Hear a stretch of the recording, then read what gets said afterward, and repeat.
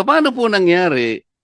Ang sabi ng Pangulo 2 weeks ago, meron po tayong about 50 to 60 days.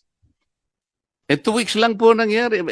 Meron po tayong stock. Bakit sumipa po ng 120%?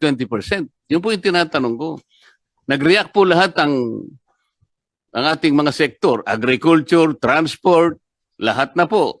Kaya nga po yung 230 billion na sinasabi ng ng DBM, na gano'n na eh.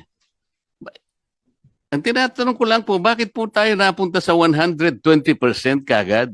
Bakit naging 110, 120 pesos ang average po ng liter ng diesel? At yung po naman gasolina, 62%.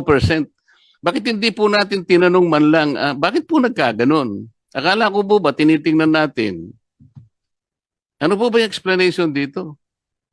Ang presyo talaga ng international nag-increase eh. And we will check the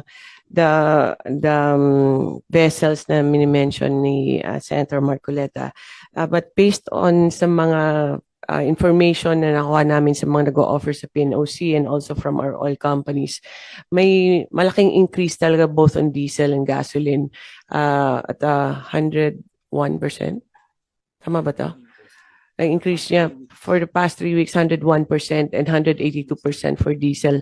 But we'll check for the other sources, Mr. Chair, kung baka iba yung arrangements nila, Mr. Chair. Sir, hindi ko po alam kung saan nila kinukuha yung gasolina. Baka ang pinag-uusapan po natin, ang gagaling ba lahat sa Persian Gulf? Hindi po yun ang usapan eh.